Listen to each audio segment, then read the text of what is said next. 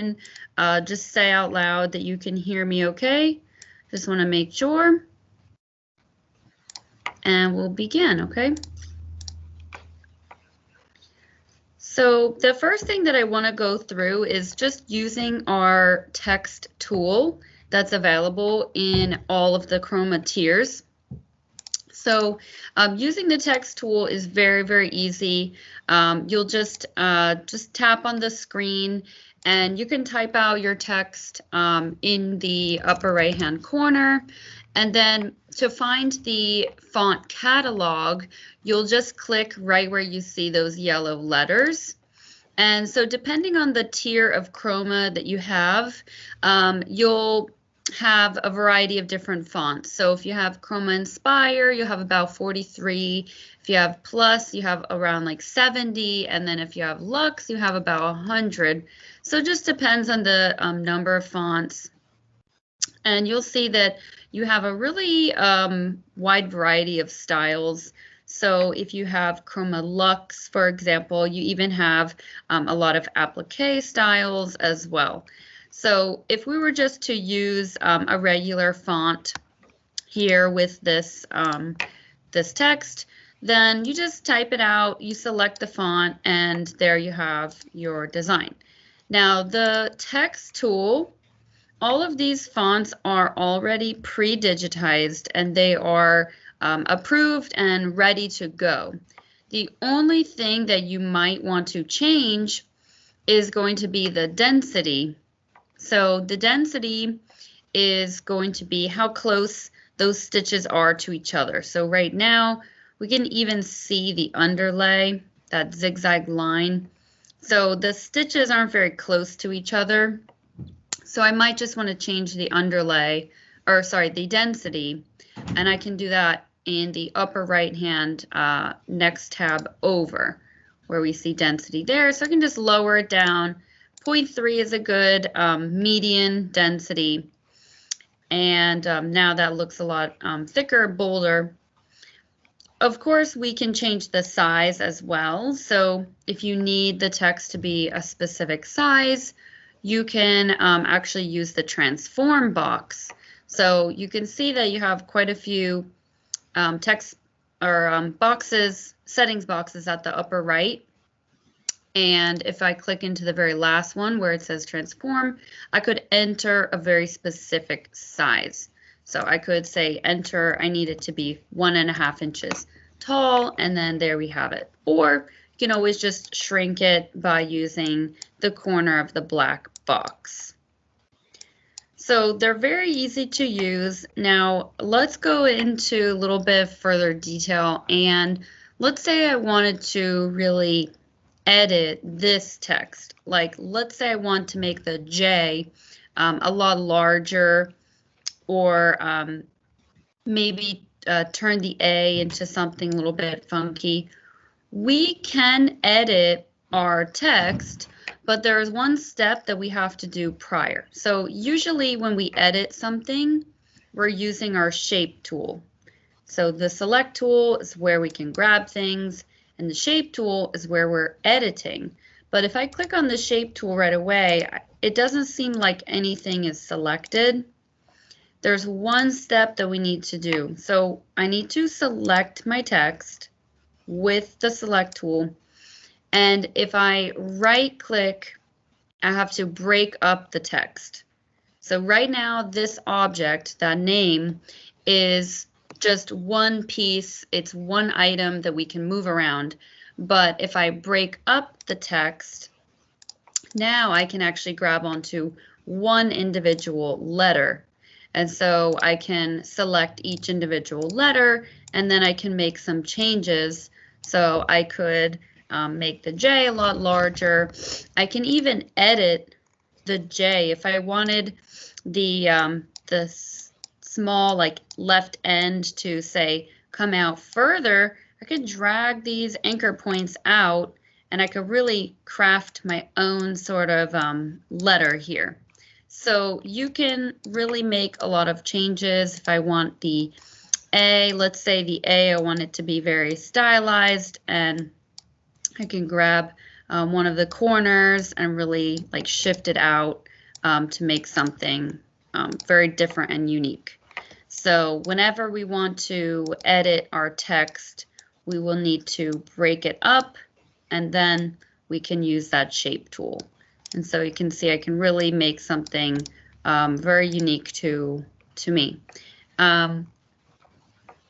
So once you break it up, you can edit it, and now it's not going to be recognized as text. So if I were to try and select this, you can see that actually in the upper right-hand corner, I don't have that same text setting. So I can't really go back and change the font. Right now, these are just groupings of stitch, and they look like letters. So if I decided that I wanted it to be a different font, I do have to just recreate that. And then now I can have that font catalog back. Okay, so just make the changes to the text itself first, like where you see this text tab, and then you can break it up if you need to make further changes. So if we look at the red, letters, we do notice that we have some jump stitches. So even though this text is about 1 inch high, we have a little jump in between the L and the I, and then the top of the I, that's actually a branch, because the I itself is one letter. So if we say put a lowercase j, that's a branch. So the top of a letter, like a lowercase j, lowercase I, those are called branches, where it looks like a jump stitch. And between the lowercase l and I, that's a jump stitch. We can remove those, and depending on the tier of Chroma you have, you will be able to remove the branch as well. So let's take a look at our text commands. So we're just looking at this name, and in the upper right-hand corner, if you take a look at all the tabs, the second to the last is the Commands tab. Now, again, I'm using Chroma Luxe, so if you don't see all of the options, that might just be due to Chroma Inspire or Plus, but still keep watching through, and if you don't have something, it's just a higher tier. So the first thing up top is we do have color command. So we can actually change the color just by selecting a different number, and that's referring to those color chips on the bottom of my screen. We have like starting and ending commands. If you click those drop downs, a lot of these are just for machines that don't have like the ability to automatically trim, or if you have a boring machine. So some of these don't really apply. The tie-in, so tie-in is the type of knot that the machine will create, and really the basic tie-in and tie-off is going to be sufficient. But down here is really where I wanted to focus on, and you can see that it says trim branches. So trim branches is where you can trim the top of the I and the top of the J and not have that jump. So if I wanted to do yes, always trim branches, you can see that now on the J and the I, that little jump is gone. And if we go one step down, we also have another trim, and that will allow us to trim in between characters. So you can certainly add in trims easily, just like that. If your text is very small, I would recommend to keep the jump stitches just so that the machine can easily maneuver around each letter and won't have to make as many trims or knots. Underneath the trim, you have color change. So I can color change in between each character if I want to be able to choose a different color for each letter. And now just going to manually or automatically choose whatever the next few colors you have on your color chip bar. These colors really don't matter because the DST file, it doesn't actually know that the L is red. It just knows that each letter is able to be a different color. So I can save this file, and then on my machine, I could enter in red, orange, yellow, green, blue, or black and white, and so on. So color change just allows you to be able to select a different color for each of the letters.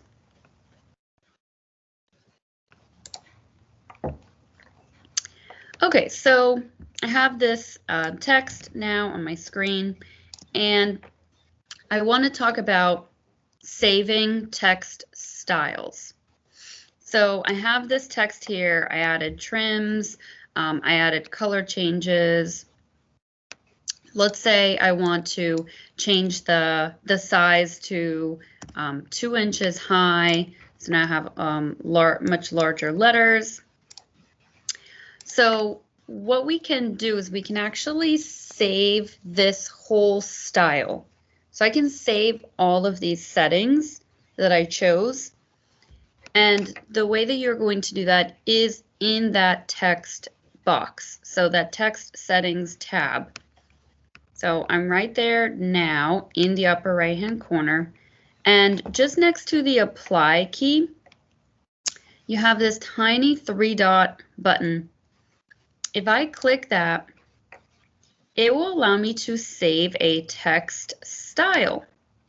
So these are some that I had saved prior, so we can just delete those. But what I want to do is save as, and I'm going to give it a new name. I'll just type in Julia, and we can apply. Now, let's say I close out this window, and I open up a new window, and maybe we're creating something here, and then we want to add that specific style. I can click into the text tool, and I can actually click that 3-dot icon and apply the Julia style, and it will automatically give me the same size. I have the same color, so the ability to change color, and all of the settings that I had chosen are just applied to this text. So even if I were to write out something, let's say here's a completely different font. So I have Chroma, but if I decided that I wanted to apply that Julia style, I can click that 3-dot, click Julia, and then voila, it's in the same font, same colorways, same size, and so on. So it allows you to apply a bunch of settings to some text very easily. So you can use this, let's say you have a specific company that you work with, or you have a soccer team that you're making jerseys for, and every fall they need new jerseys, and you can just apply one style very quickly to your text.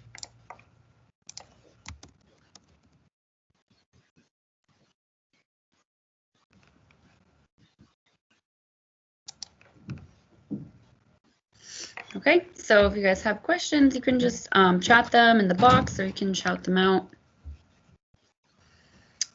So we went through the text tool and also saving styles. A couple of the other settings that you can play with in that text tab are like arranging the font. So if you just take a look at all of the drop downs, you can kind of see some of them are the self-explanatory. You have the height, the spacing. If you want a lot of space in between those letters, you can really space out the text. line spacing if you have multiple lines. You could put in italic. It only works on specific fonts, but you can see that's now a little bit italic there. If I go back, you can see it'll straighten out. With Chroma Lux, you have a couple extra options, like you can order the text. So this is how it's going to actually stitch out. Stairs will give you like a slanted downwards look. The alignment, if you have multiple lines, you can left, right, or center align. Now the type, this is available in all tiers. So the text type, if you click this drop down, you'll have normal, circle, monogram, or you might have a couple extras if you have one of the higher tiers. Now this, so circle, probably most common, is where you can apply that text in a circle shape. So if you're making a patch, you can create your text in a circle. Now it just goes onto one angle as it appears right away, but if I click back to that text option, I'll see that circle, and now I can actually make changes. So I could make it a little bigger. I can really curve it into an oval. So by playing with the different colored dots, the green that's on the left is where I can change the angle. The orange here, I can really stretch this out. The blue, we can create more space in between the letters or the words. So you can really adjust how this text looks. So you're doing that by, you select circle type, then you will click the text tool and you'll be able to edit. If I want this text to be actually on the bottom of the circle, then what I need to do is just add in an extra empty line. If I had 2 lines of text, then it's going to wrap around like that. But if I just wanted something on the bottom, I'm just going to add a space. So where I'm typing, I just added a blank line at the top, and I click apply, and it's on the bottom now.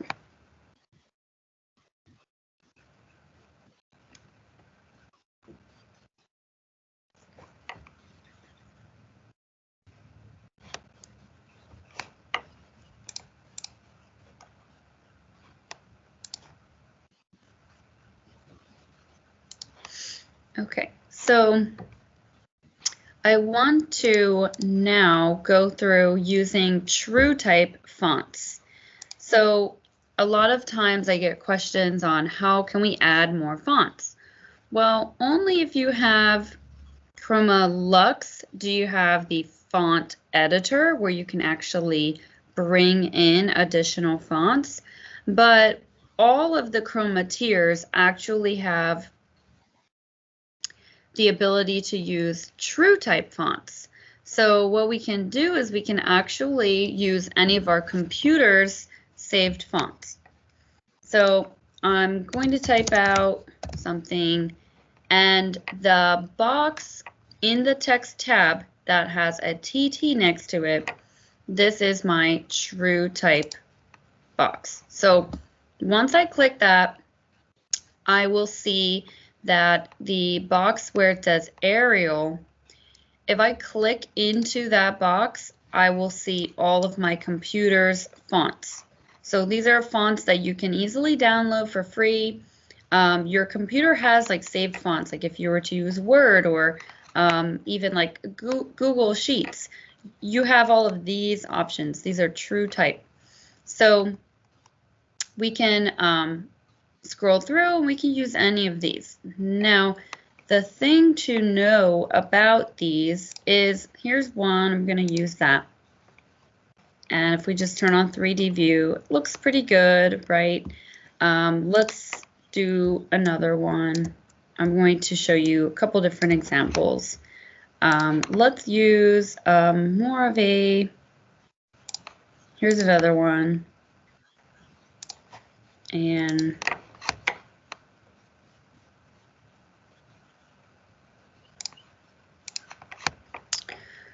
okay, so they all look pretty normal and fine, right?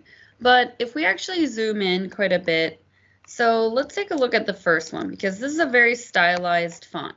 So we have lots of like little components to these letters, and we can actually see that there are a couple of issues or things that we might need to fix. So I'm going to zoom in quite a bit and really show you what we might need to edit. And it's important to always take a look at your TrueType fonts and really see where you need to make changes, because they won't always digitize perfectly.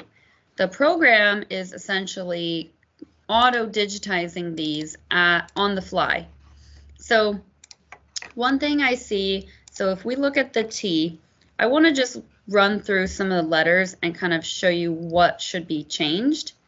If I were to want to edit this, I would need to right-click, break up the text. So let's take a look at the T. This T looks pretty good. If I click on my shape tool, we can see a couple of different components here. Since there are holes, like these open, I do need these split lines, because I need the stitches to be able to change direction. So you can see we have a lot of these blue lines that are splitting the stitches, and that's allowing it to change direction. So these are actually in a good spot, and this one looks pretty clean. The angle lines also look very nice, like they're in a nice consistent direction. So the T is pretty good. Now if we move on to the R, we sort of have the same thing, where we have these holes that are cut out, and so we will need to keep some of these split lines, because we need to make sure that our stitches can change direction. So if we were to say like eliminate some of these or move them, our stitches are really changing drastically. And so you can see that that's just an example of how we do need those. If we continue and look at, say, the U, now this one is a little bit sloppier and messier. We have some split lines that are not in the right spot. So the one at the top is going slanted outwards, and we actually need this to be here so that the stitches can really change direction. And if you look at, say, like the top area, we have stitches, the angle line is kind of slanted. So I'm just showing you guys like how you might need to move these lines around to get this to stitch out nice and clean. So just examples showing you kind of what to keep a lookout for. Okay, so like this Y, we might just change that line. Now that one's a very stylized, artistic type of font, so definitely a little bit harder to use. If we take a look at the one on the bottom, this one is almost perfect. We don't really need to change anything, except I do see something here on the R where I don't really need that split down the middle. So I don't need that blue split line. I can have them just all go in the same direction. So the one at the bottom, same thing. This looks very nice and clean. I have my stitches all running in a nice consistent motion. I do see that maybe the T, I could probably eliminate that one split, and that way the letter would stitch out a lot cleaner. So I'm looking at the blue lines, and we can just have it gently move around the letter.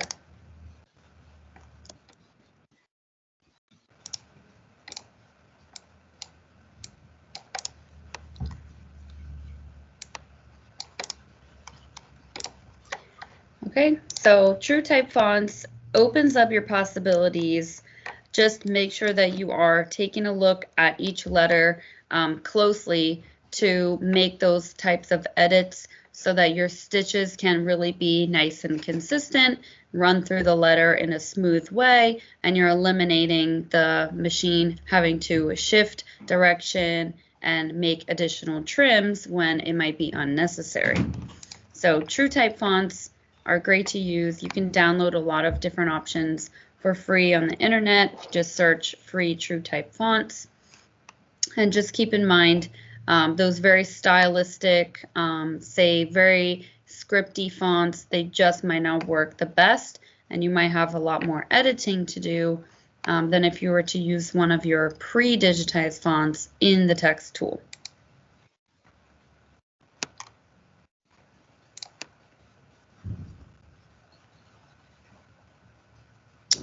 So if you are editing your text, you can add and delete those yellow and blue lines. So the blue ones are your split lines, and I can add one if I need to. So if I say, take this Y, and I'm going to delete all of the angle lines and delete the split lines. Now I just have this like very horrible random stitch direction. So we can right click and we can always add a split line, and then you draw it where you need it. And then of course I don't have any angle lines here, so I don't have any stitches to fill in, and we can add the angle lines. So I can right click and I can add the angles. So you can add or delete. And you're going to do that just by right clicking on like an outline, or right click on like one of the dots here. You just have to be in the shape tool in order to find this drop down here. So you can add angle, add split, or if you right click on the dot of an angle line, you'll be able to delete it. Or if you right click on the dot of a split line, you'll be able to delete that. So you can certainly add or delete as needed. So letters like that have different branches, you know, the T here, this has different branches to it. If we drag this off to the side just to take a closer look, you can see that my stitches, they're running left to right down the center, and then of course that small cross through the T, that those stitches would need to run the other direction just to make more sense. And then at the bottom, I actually don't need this blue split line because these stitches can run left to right, and they can slowly curve. So if I delete that, there's actually a hidden angle line here that's messing up the direction. I can just do something like that, and now they're just curving around. So you can make those changes. If you have a file or logo that someone gives to you and you need to create your own text, you can create your own text.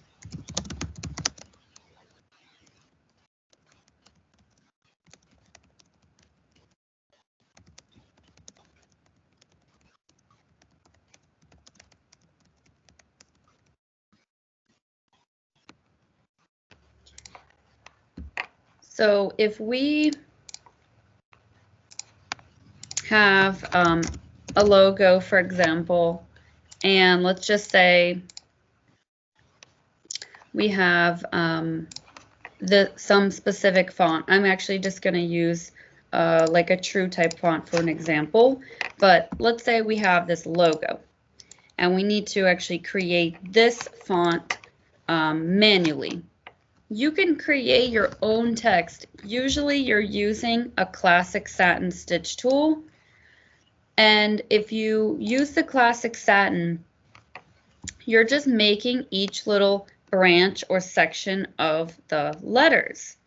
So if you have worked with this stitch tool before, or if you've taken like shaping and editing or any of the other classes, you'll kind of be familiar with how you input that classic satin. So for an L, very easy, we're making the first column and the next column. Now, usually you might think to just start at the top and you're making your column and you're just going to move around the letter. And we can certainly do that. If I get to the corner here, I just need to click a couple extra times. Oops, I got a little curve there by accident. So we can make an L like this, and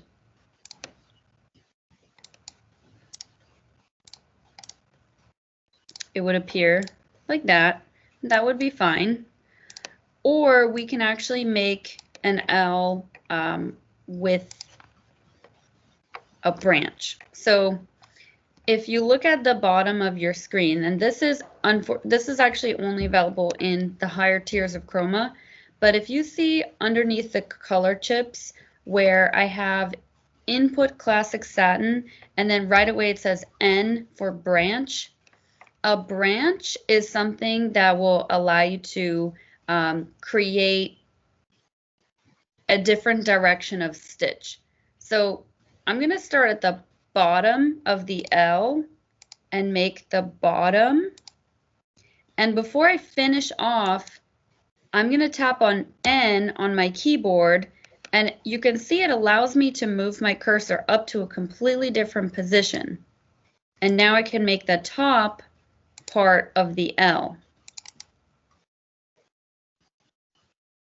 So what that branch is allowing you to do for, say, the G, for example, is I could make the circle of the G,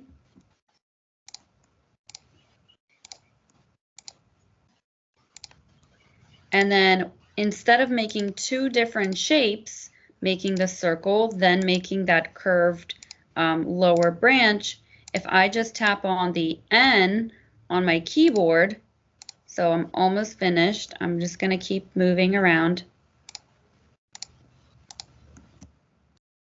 And I'm not finished yet. I'm going to go N, tap on N, and now I get to make this part of the letter. So instead of there being two shapes, it's actually keeping one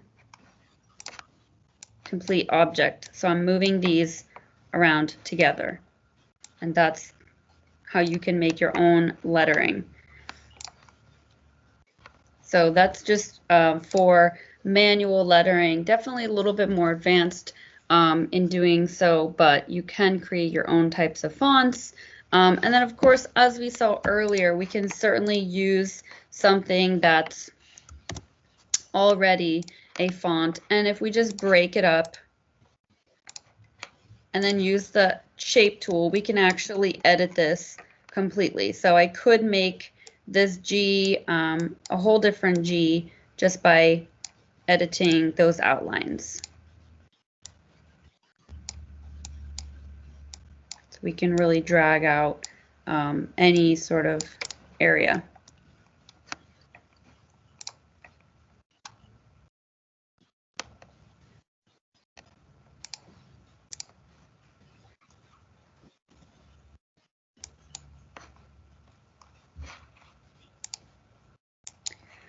So the last thing to go through is the font editor, and this is only available in Chroma Luxe. So if you have Inspire or Plus, it's definitely worth taking a look at. So with Chroma Luxe, you have in your Tools dropdown, you have Font Editor. The way that this works is it will allow you to edit a current font that you might have.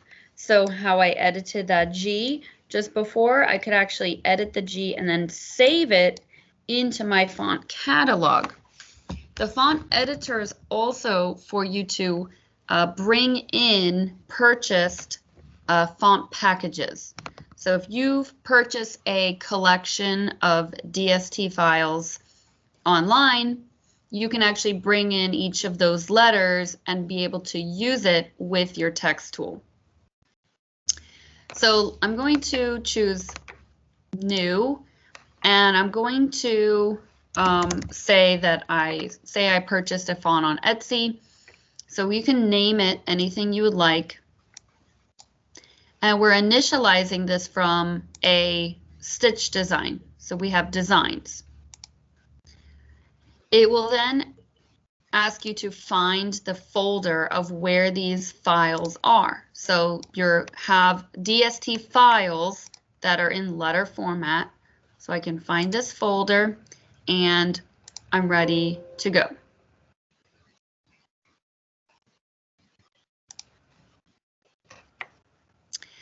After you open up the folder, it will give you just a shell of each letter. So all capital, all lowercase, and special characters.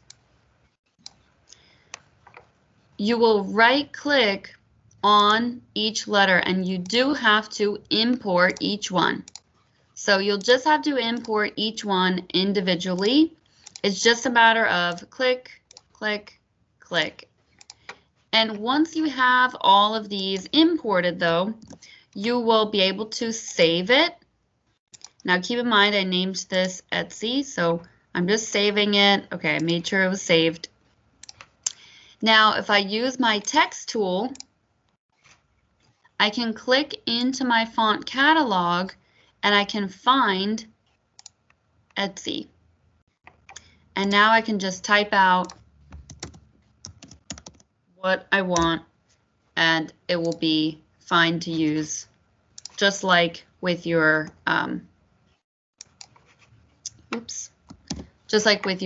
text tool, just like if you used a catalog font. So that's going to be how you can bring in purchased fonts just using font catalog. So tools, font editor, you create new, you find that folder. So you're initializing from Stitch Designs, you find the folder, and you just have to go through each one and import the letter individually. So it can take a little bit of time at first, but once you save those down, you'll be able to use that font very easily.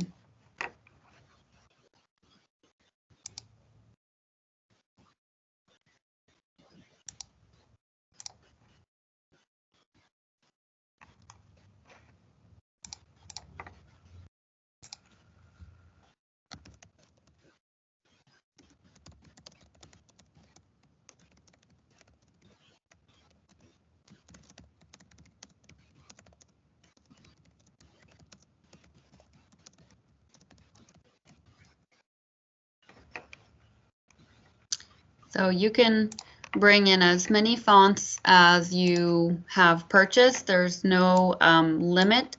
And you can see if I tap into my catalog, I actually have a couple here that I've imported prior, just from prior training sessions.